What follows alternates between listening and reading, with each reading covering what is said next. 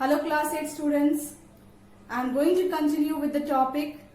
In last video, I had told you about physical properties of metals and non-metals. In this video, I will be talking about chemical properties of metals. But before I start with chemical properties, there are certain concepts which must be clear to you. I will be talking about reactivity series of metals. Reactivity series is also known as activity series, and this series of metals consists of metals arranged in decreasing order of their chemical reactivity. This series has been framed on the basis of several experimental observations that people or scientists have made it. So I am going to start with reactivity series of metals. You have to learn this reactivity series by heart, and I will tell you that how it is going to be used, because once you know the concept, if you learn this reactivity series very well, you will be able to write down the reactions that you have to study in this chapter, and further studies also will become easier for you. So let us start with reactivity series. Reactivity series of metals. Series of metals. Okay. It is also known as activity series. So first of all, we have potassium. Potassium is the most reactive metal of all the metals known to us for your level. So potassium, the symbol also I will be writing. I will be using chemical symbols side by side. Now what is the need of using symbol? The need of using symbol is that every time we cannot write the name of the metal and the compounds formed by them. That becomes very much inconvenient to write down the name of the metal and compounds. So we use certain symbols, and these symbols are known as chemical symbols. So this is the chemical symbol of potassium. After potassium we have sodium.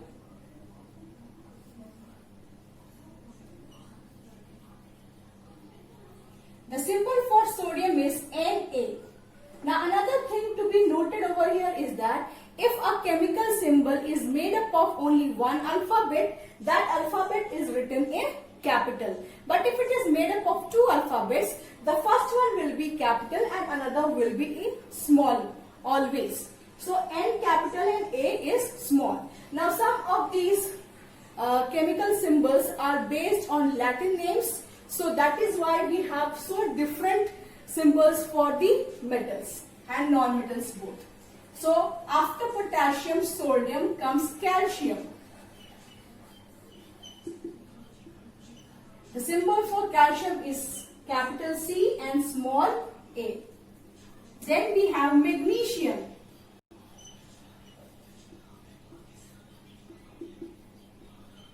Symbol for magnesium is capital M and small g. Then we have aluminium.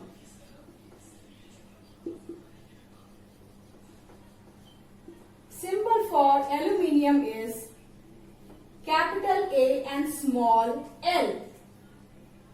Then we have zinc. After aluminium comes zinc. Capital Z, small N is the symbol for zinc. And after zinc we have iron.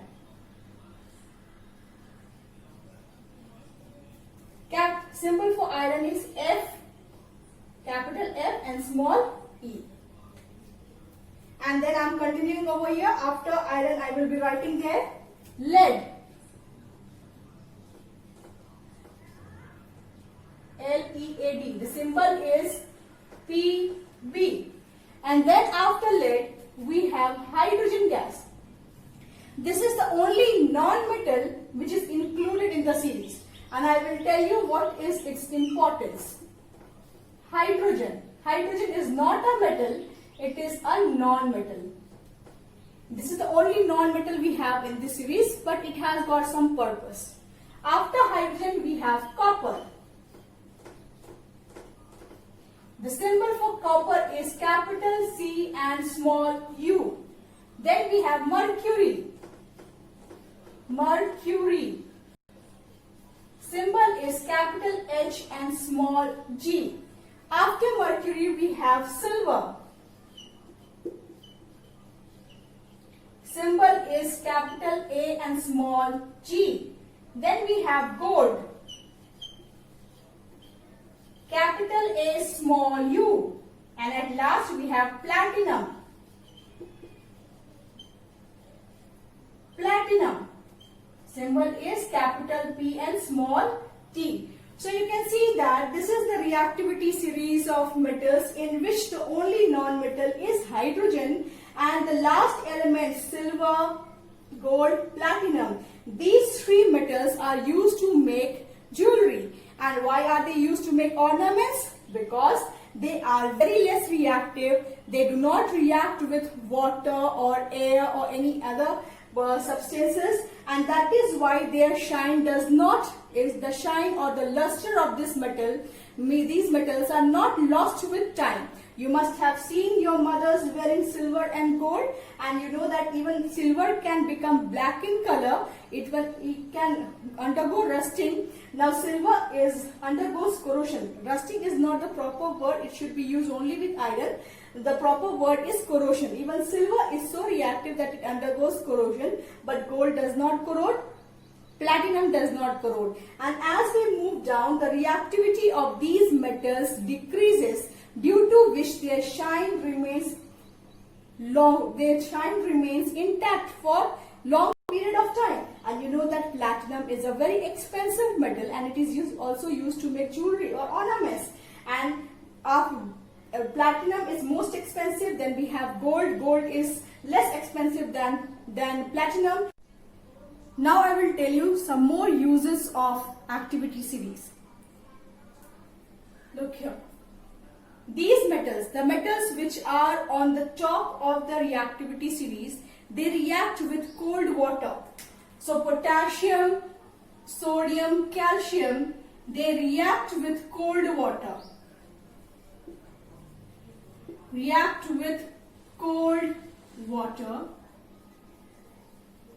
The reaction of potassium and sodium with water is so vigorous that these metals are stored in kerosene. If we take out sodium and potassium from kerosene in air, then they react with moisture of the air and they produce the metal hydroxide and hydrogen gas. So the hydrogen gas which is formed on reaction of these metals with moisture present in air, it is so much in large quantity that it catches fire, because the reaction is exothermic. I will be telling you about these reactions one by one.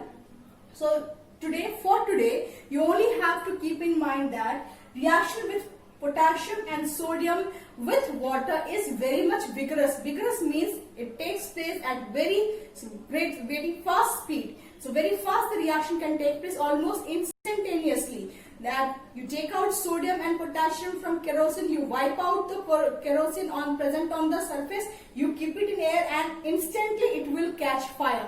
Why it will catch fire is that because hydrogen gas is produced and heat is also produced along with the reaction. So when heat is produced, hydrogen catches fire. You have studied that hydrogen is very combustible gas. It can catch fire very easily. So it starts burning. So to prevent that burning, potassium and sodium are stored in kerosene.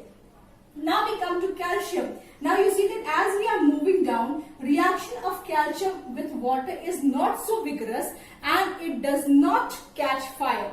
That means hydrogen is still produced, but the reaction is taking place at slower speed. That means slowly hydrogen is formed. The reaction is not producing so much of heat. So hydrogen produced does not catch fire. Now when we come to magnesium, magnesium reacts with, take up another one.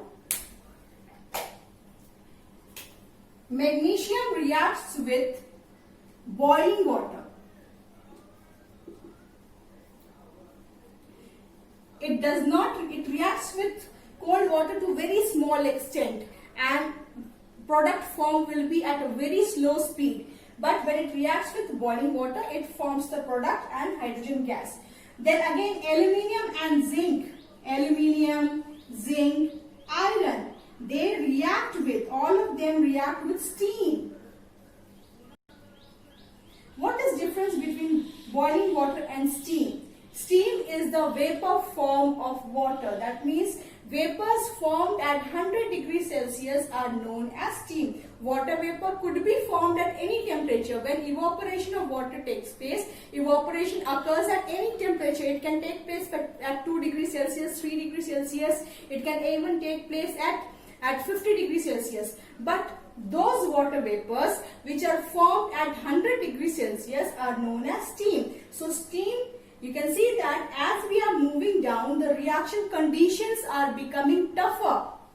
These metals, they reacted with cold water, then magnesium reacts with boiling water. The bottom three metals, aluminium, zinc, iron, they react with steam. And then these metals do not react with water at all. You have seen that your parents, your family must be using copper jug to store water. Copper does not react with water. That is why it is used for storing water. Do we use iron for storing water? Do we use iron jug?